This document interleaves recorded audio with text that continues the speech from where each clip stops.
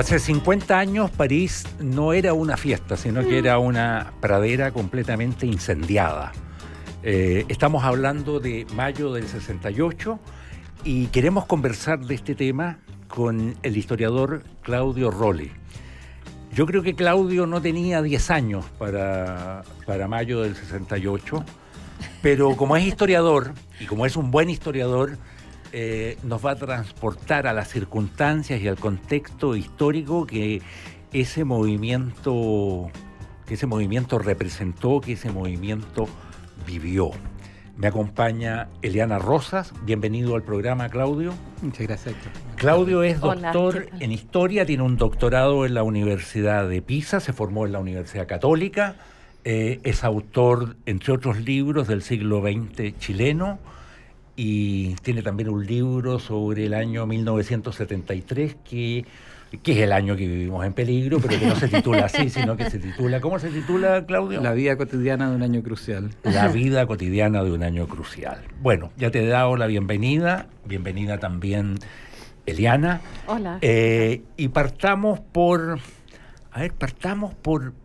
este movimiento que a mí lo que más me impresiona es la fuerza que alcanzó y lo poco que duró.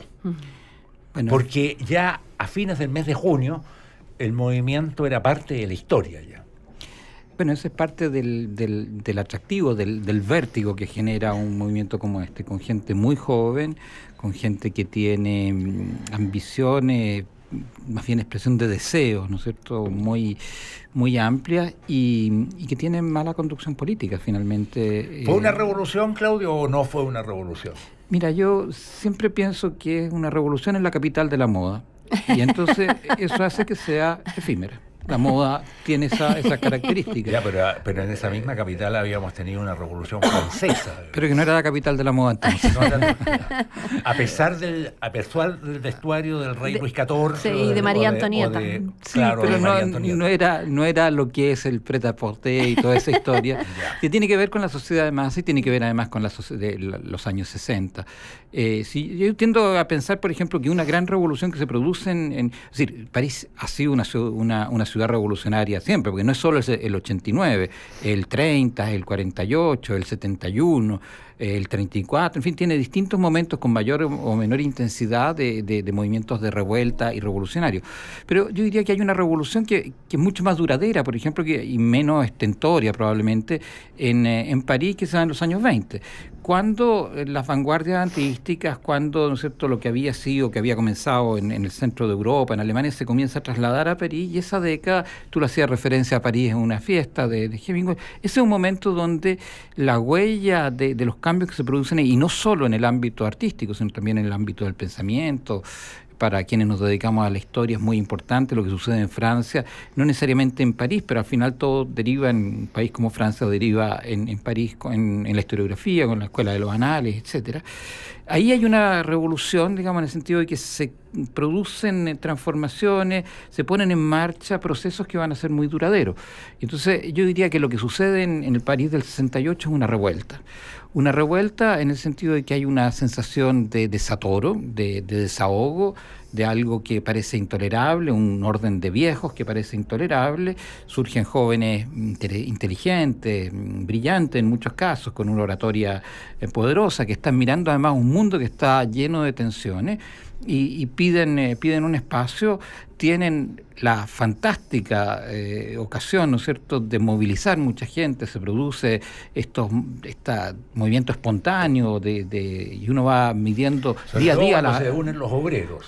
Exacto, pero el tema de los obreros es súper complicado, porque ellos tienen el sueño de que los obreros se van a unir y van a hacer este frente juntos, pero llegado el momento, y ahí es donde está la capacidad negociadora del gobierno, ¿es cierto? Llegado el momento, los obreros se unen, pero llega el momento de la negociación y comienzan a bajarse paulatinamente, y la alianza entre obreros y mira, algún ensayista llamó a esto, algún ensayista de izquierda llamó a esto el ensayo general, ¿no?, pensando que este iba a ser el gran ensayo de una revolución proletaria, exacto, y que no ¿Crees que nunca corrió peligro el gobierno del general de Gaulle?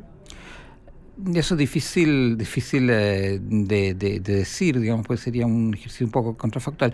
Yo creo que efectivamente De Gaulle tenía capacidad, o su equipo tenía capacidad para manejar, y de hecho, piensa tú que De Gaulle hace un viaje entre medio. A Alemania, ¿no? Precisamente por esta... incluso más tarde, como el 27, 28 de mayo. Exacto, sí, viaja, no me acuerdo, en algún país de Europa, no recuerdo. A Alemania, a Baden-Baden. Claro. A Baden-Baden, sí, claro. Tienes razón. A ver, las fuerzas francesas estacionadas ahí, por una cosa muy rara, para comprobar la lealtad al régimen constituido. Eso pareciera, hace pensar que a lo menos él se sintió en peligro, ¿no? Yo pienso que en cambio es un movimiento que tiene que ver con demostrar que yo soy capaz de presidir, es decir, no estoy tan alarmado como para estar aquí. Y por otra parte, el desafío que hace, ¿no es cierto?, al decir, hago el plebiscito.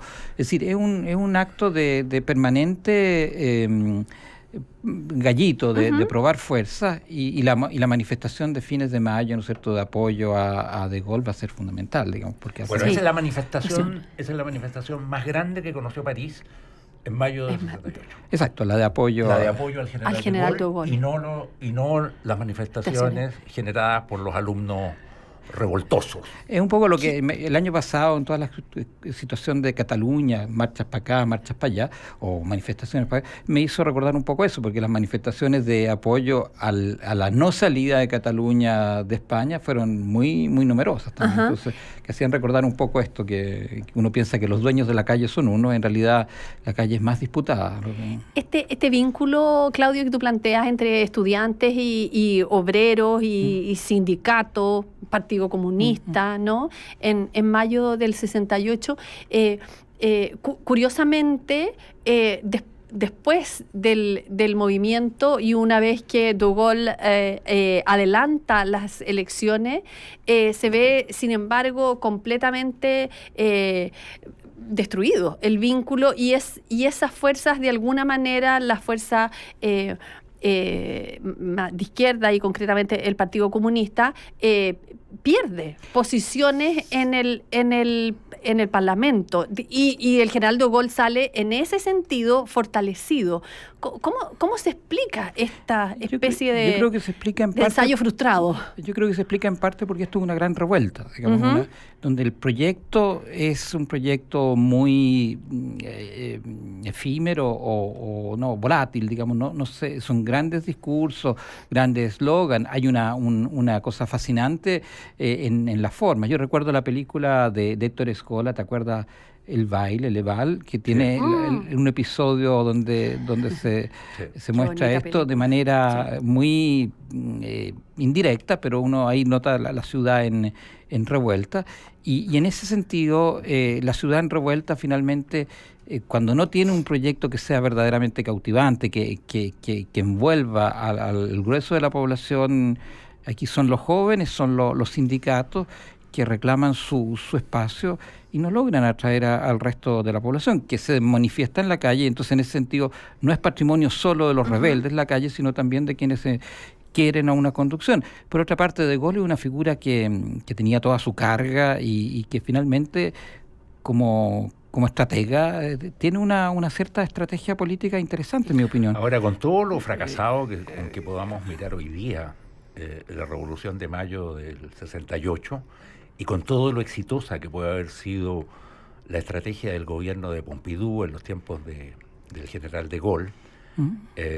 parte de esa estrategia, parte del éxito de estrategia de Pompidou fue retirar a la policía en algunos momentos de París, de suerte que los jóvenes quedaron dueños de la ciudad, y la mayoría silenciosa francesa vio con horror la posibilidad, digamos, de esta revuelta triunfante. La vio con... Ahora, con todo eso, yo diría que conocemos pocas revoluciones más exitosas que el 68. No soy especialista en el tema, pero yo creo que el general de Gaulle, no obstante ser el vencedor de mayo del 68, queda herido en el ala, y de hecho al año siguiente se va a tener que ir. Y de hecho, mayo del 68 cambia absolutamente, para mi gusto, los parámetros en términos de autoridad, los parámetros de... invierte el peso de la prueba. Si hasta mayo del 68 a quien decía la verdad era el profesor, a partir de mayo del 68 son los alumnos. Si los que decían la verdad eran los papás, ahora van a ser los hijos. Si los que decían la verdad eran los curas, no, ahora van a ser los feligreses. O sea, ahora, todo por abajo. Pero en eso, yo insisto, creo que París 68 es más bien una consecuencia de, es decir, va surfeando una gran ola que viene de antes y que se va preparando, donde justamente el Cohn-Bendit y el resto son muy buenos intérpretes. Yo pienso que, por ejemplo, que el 68 tiene repercusiones más duraderas y más profundas, no en Francia, en Italia, ¿no? En parte en Alemania, resto de Europa. Tienen un significado muy profundo y la generación 68ista, digamos, va a tener más posibilidades que en Francia. La vistosidad, la creatividad, la seducción de la revuelta parisina creo que es indudable. Pero pienso que el efecto de que tú mencionabas, ¿no es cierto?, de esta inversión de este vuelco de campana. Sí, es más fuerte en otros lugares, digamos, ¿no?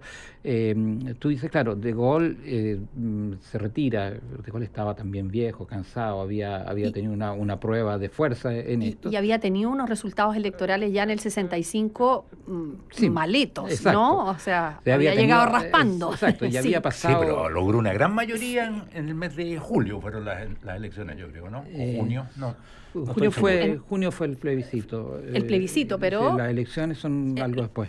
Claro, pero yo me refiero a las anteriores, había llegado raspando ahí, ¿no? Exacto. Pero muy controvertido ya. El hecho es que a la larga va a tener continuidad en Pompidou, digamos, sí, en ese sentido. Entonces, yo creo que además hay otro dato que es importante, que el 68 no fue un buen año para el comunismo, para el Partido Comunista, o para los partidos comunistas, porque está paralelamente la historia checa. Y la historia checa se va haciendo, ¿no es cierto?, el proceso checoslovaco, la primavera de Praga, va haciendo que los partidos comunistas de Occidente... Sí, pues no es bueno para Marx, que era una de las 3 M's, digamos, que Ramón Arón decía que mayo del 68 tenía un test que pasaba por 3 M. Marx, Mao, Marcuse. Claro, bueno, son 3 historias bien complejas. Marx sale mal parado. Yo siempre he quedado muy impresionado de la fascinación que provocó Mao en una época, la falta de lucidez con que se siguió, particularmente por parte de franceses, italianos. Increíble. En los peores momentos incluso de la Revolución Cultural. Sí, que es una de las cosas más horrorosas del siglo XX, en mi opinión. Y la falta de lucidez de los intelectuales occidentales es sorprendente en esta materia. Y lo que pasó en Checoslovaquia es una cosa muy extraordinaria, en el sentido de que ya el proceso de Dubček y la primavera era muy notable, cómo lo habían llevado, cómo lo habían ido conduciendo, cómo tenía una cierta proyección, y es frustrado por la vía armada. Esto sucede más tarde, pero ya tempranamente había habido una línea dura que quería cortar, no dejar Claudio, que mayo del 68 también es importante por lo que concierne a la reivindicación del cuerpo y del sexo, ¿no? Yo entiendo que a comienzos del mes de enero del año 1968 el ministro de Deporte francés presenta lo que él llama el libro blanco de la juventud francesa, y que en algún momento Rudy el Rojo lo interpela cuando está presentando este libro, y le dice, señor, no me acuerdo el apellido del ministro, señor ministro, le dice, en este libro no hay una sola página relativa al sexo. Respuesta del ministro, le dice, señor estudiante nomás, si usted tiene problemas en ese sentido, le dice, le recomiendo, digamos, que se zambulla en esta estupenda piscina que estamos inaugurando, digamos, y con eso se acabará todo. Rudy el Rojo le dice, señor ministro, esa respuesta es la de un fascista. Pero en el tema del cuerpo, perdón, también hay una cosa, del sexo, hay una cosa que está influida por los movimientos contraculturales, más bien de raigambre norteamericana, ¿verdad?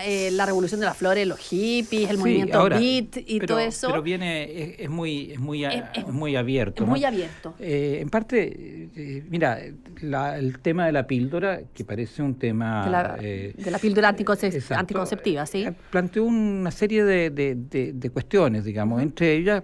¿Que es el mismo año? No, un poco antes. Un poco antes. Sí. Entonces, pero por ejemplo se planteó, y lo digo desde mi territorio, el de los historiadores, se planteó un problema.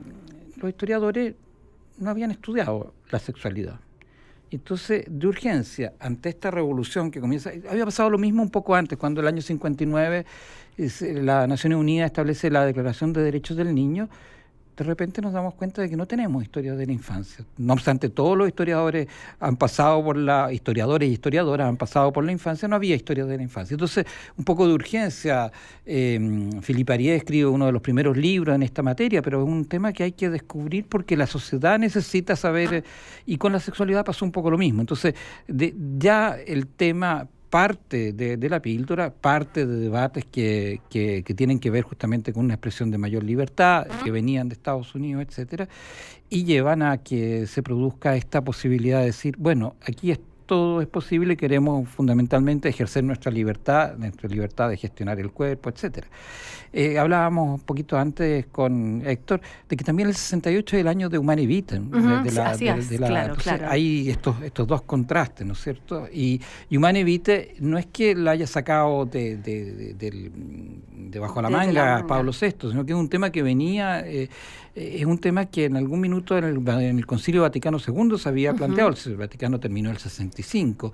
Tema del control de la natalidad. Exacto, el Papa se lo deja y tiene que ver además se lo reserva para sí. Claro, y hay una serie de otros problemas que tienen que ver además con temas, ¿no es cierto?, de transgresión. Tiene que ver con la moda, por ejemplo. Yo decía un poco bromeando, pero la verdad es que la moda en los años 60 y particularmente el 68 es muy transgresiva, es muy de probar materiales, de probar formas nuevas, etcétera.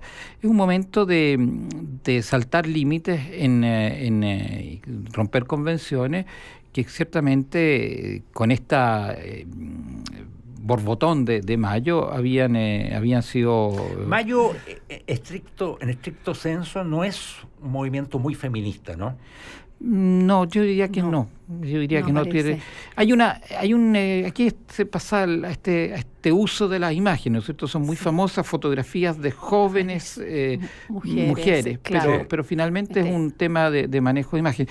¿Tú te acuerdas los líderes también? Sobayú, Cohn-Bendit, son hombres, son hombres, líderes exacto. mujeres. Y Cohn-Bendit, Cohn-Bendit, por las declaraciones, por las revelaciones que hizo después, hoy día estaría en la cárcel, digamos. Sus revelaciones, sus textos en relación con la pedofilia. Sí, claro. Sí. Tenía esa debilidad. Sí, después en Alemania. Exacto. Sí. No, y disculpa, para cerrar la cosa, el mundo revolucionario tampoco era particularmente abierto al mundo femenino. Los sindicatos nunca lo han sido, por lo demás. Che había muerto...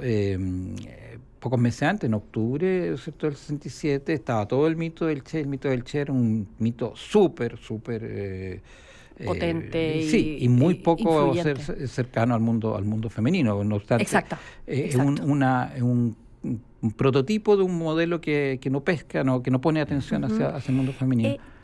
A propósito, tú hablas del modelo del Che como un modelo muy masculino, pero en el contexto de mayo del 68 también está la transformación cubana, toda esa experiencia cubana, y está también Vietnam, ¿no? Y esos elementos, ¿cómo alimentan esta revuelta? Bueno, yo pienso que el 68 largo es muy interesante porque tiene distintos momentos de revuelta, digamos. O sea, tiene inicialmente en enero la ofensiva del TET, que si uno mira en el largo plazo, finalmente nadie podía prever que el año decisivo de la guerra, no obstante la cosa se va a alargar hasta el comienzo de los 70, pero el año decisivo de la guerra de Vietnam a la larga es el 68, digamos, con la ofensiva del Tet, con la incapacidad que tienen, la repelen, pero ahí se juega muy fuertemente. El momento más claro de la ofensiva americana, ¿no? Claro, primero la ofensiva vietnamita que hacen en un momento en que se piensa que por la fiesta no va a haber, entonces hacen esta ofensiva en el Año Nuevo, etcétera. Después se produce esta cosa brutal de la matanza de la aldea de My Lai, ¿no es cierto? Sí. Que es un crimen en marzo del 68. Después viene la ofensiva norteamericana para tratar de recuperar. Es muy dura, con bombardeos también muy significativos a Vietnam del Norte, pero a la larga, en ese año, ¿no es cierto?, el Vietnam del Norte, el Vietcong logra poner una señal de resistencia que va a ser muy duradera. Y los norteamericanos nunca más van a poder lograr dar una señal potente. De control. Y de hecho, también está el fenómeno de la elección norteamericana. Porque el año, en marzo del 68, Johnson dice que no va a ir a la reelección. Ahí aparece Bobby Kennedy como una posibilidad. Bobby Kennedy va a ser asesinado el 4 de junio, pero en el periodo entre fines de marzo y junio del 68 hay una fuerte esperanza de que se enfrente la guerra de Vietnam de otra forma, y Nixon, uno se lo olvida, pero Nixon entra en su campaña presidencial prometiendo terminar con Vietnam y finalmente va a terminar haciéndolo. Sí. Exacto. Entonces, en ese sentido, Vietnam ¿Qué año? El 68. Es un año y donde el tema yo pienso en llevándolo a Chile nomás. Ese año Quilapayún hace el disco por Vietnam, que es un disco bien notable. Sí. Y entonces, y las marchas por Vietnam, etc. Hay una cantidad de estaba pensando en una manifestación que se hizo en Londres, en Hyde Park, los británicos que parecen tan flemáticos, una manifestación gigantesca contra la guerra de Vietnam, en ¿cómo se llama? En marzo del 68. Y disculpa, para cerrar, y paralelamente a esto está las repercusiones todavía de la Revolución Cultural China, pero también está este avance de los checos buscando el socialismo con rostro humano, etcétera. Y está fraguándose los movimientos estudiantiles en toda América Latina, que van a terminar dramáticamente en Tlatelolco, digamos, en la Plaza de las Tres Culturas, el 2 de octubre. Y que tuvimos en Chile la manifestación un año antes, en el 67, ¿no? Claro. En el caso de Chile. Exacto, y en otros lugares también, digamos. Sí. Pero, Claudio, perdón que vuelva a lo cubano, yo vuelvo a Cuba. Lo entiendo. Pero en mayo del 68 convergen dos grandes quejas, ¿no? Por un lado, la queja antiautoritaria y que se refleja en este prohibido prohibir y en el cuestionamiento a la conducción de De Gaulle, a la forma en que se conducen también las universidades, pero por otro lado también hay una queja anticapitalista, ¿no? Y eso es muy sorprendente cómo eso se agua rápidamente. Y yo no sé si es allí en este último punto, en el de la queja anticapitalista, donde lo cubano y el modelo cubano juega un rol y se presenta como una posibilidad, ¿no? Yo pienso que justamente el mito, sobre todo para los europeos, para algunos europeos, el mito cubano se refuerza fuertemente en este momento, porque aparece como una expresión de una rebeldía triunfante, de una rebeldía que está llevando adelante un proyecto. Una rebeldía joven. Y distinta de la Revolución Soviética, que ya para entonces era una revolución esclerótica, era una revolución burocrática. Y que estaba dando además señales muy malas, digamos, cuando comienza a presionar a los checos y finalmente terminan o sea, estaba botando aceite esa revolución, digamos, de todas maneras. Fíjate que a mí, a pesar de que yo era un niño en esa época, nunca más se me olvidó el nombre de Jean Palach. Jean Palach se quema el año siguiente, a comienzo del 69. Pero nunca más se me olvidó ese nombre porque fue una cosa que me impresionó muchísimo y era justamente en protesta por la forma en que la Unión Soviética había frenado esto. Entonces, el mito cubano tiene que ver justamente con la renovación y claro, tiene a su vez la dimensión del Che, tiene el Che muy maoísta también, sí, ¿no? Está además esta cosa de crear muchos Vietnam, que es un eslogan que después se convierte en canción, etcétera. Pero esta es una revuelta, la de Mayo, y el año 68 está lleno de estos slogans, ¿no es cierto?, que son muy exitosos. Desde el punto de vista comunicacional, seguramente es un año muy, muy fascinante. ¿Tú crees, Claudio, que Mayo del 68 tuvo incidencia en la política chilena? No sabría decírtelo sinceramente, pues yo conozco poco ese periodo, más el periodo que sigue. Creo que tiene algo que ver, porque en definitiva la gente joven generacionalmente es un gran desafío, digamos, es el momento de los jóvenes, es el momento en que se puede aspirar a cambio, y entonces pienso lo que va a suceder unos meses, no, casi un año después, cuando, por ejemplo, al interior del partido de gobierno de la Democracia Cristiana se comienzan a generar todos estos movimientos ahí generó algún cortocircuito. Exacto, y después va a terminar en la creación del MAPU. El MAPU yo creo que es una tienda política muy influida, digamos, por el discurso antiautoritario. Exacto, se viene gestando y encuentran en Pampa Irigoyen la excusa, digamos, como para romper. Pero entonces, en ese sentido, el mirar lo que está sucediendo en Francia, insisto, además tiene un atractivo de que finalmente tiene una cosa un poco festiva. A mí me impresiona, creo que alguna vez te lo comenté, Eliana, a mí me impresiona muchísimo un intercambio de cartas que hay entre Marcuse y Adorno. Claro, y Adorno. Adorno está en Alemania y lo pasa pésimo. Los estudiantes lo acusan de fascista, incluso lo golpean en un momento o lo encierran. Está pasándolo verdaderamente muy mal con estos jóvenes rebeldes que dicen todos estos viejos están, dirían rancio hoy día. Bueno, y en ese momento, y le escribe a Marcuse, y Marcuse está en California y estaba pasándolo estupendo, está rejuvenecido. Los chicos y las chicas. Claro. Estaba rejuvenecido, sí. Era un lolosaurio creativo, exacto, y que además está con esta idea del héroe y civilización y todo. Entonces, el contraste es muy, muy fuerte. Impresionan esas cartas porque el tono oscuro, deprimido, derrotado de Adorno contrasta con este hombre, exacto, de Marcuse, y que tiene que ver con América y no con Europa. Ajá. ¿Vas a recibir una devolución de impuestos? Inviértela en Banchile Inversiones y cuenta con la tranquilidad de saber que tus inversiones están donde tienen que estar. Contacta a tu ejecutivo o ingresa a banchileinversiones.cl. No se vaya de la sintonía de Radio Duna. A continuación viene información privilegiada al cierre y enseguida sintonía crónica junto a Bárbara Espejo y Gonzalo Pavón. Tenemos que agradecer la participación del historiador Claudio Rolle en esta edición del programa. Muchas gracias, Claudio. Muchas gracias, Eliana. Nos encontramos mañana viernes aquí en Terapia Chilensis. Tengan ustedes muy buenas noches. Adiós, buenas noches. Gracias, buenas noches.